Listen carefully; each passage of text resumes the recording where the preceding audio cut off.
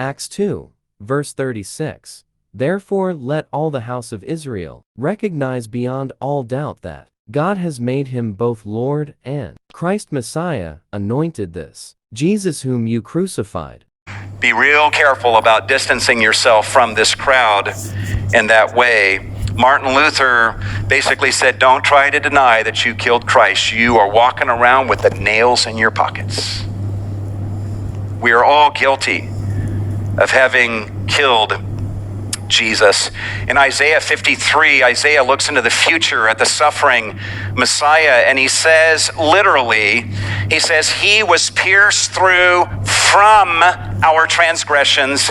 He was crushed from our iniquities. Now, vicarious atonement is all over the place in Isaiah 53, and it may even be in this verse, but I think the emphasis is not so much that he was pierced and crushed for our sins, as much as he's conveying that the Messiah was pierced from the sharpness of our transgressions, and he was crushed from the weight of our sins, meaning that our sins, one way of looking at the cross is that our sins were the instruments by which Christ was killed, which makes us all violators of the sixth commandment, thou shalt not kill.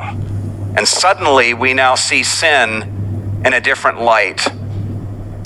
This is such a harsh view of sin that we would have never believed it if it were not for the cross. But the cross shows us, guys, that if God came into the world, we would kill him. And there's no way that we can deny that. At the cross, sin overplayed its hand and revealed itself for what it really is. We overplayed our hand and revealed ourselves for what we really are. We are murderers of God. Leading Charles Spurgeon to say this about sin: sin is deicide. Every sinner, if he could, would kill God.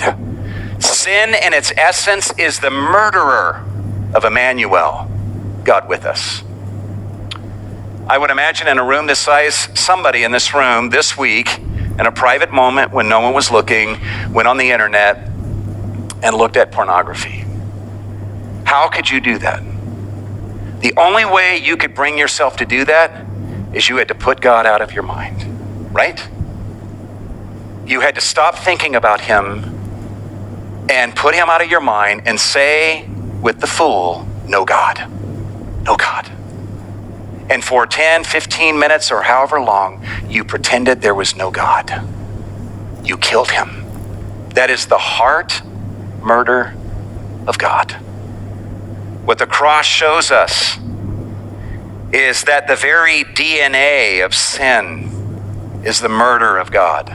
If you took the most innocent sin, the most innocent white lie, and you cut that sin open and found the nucleus and then pulled the nucleus out and cut that open and then found the DNA and you pulled the DNA out, it would spell the murder of God. That is the DNA of all sin. And we know that's true because sin overplayed its hand at the cross and showed itself for what it really is. Peter could look at all of us in this room and say, you nailed Jesus to the cross. You put him to death. You crucified him.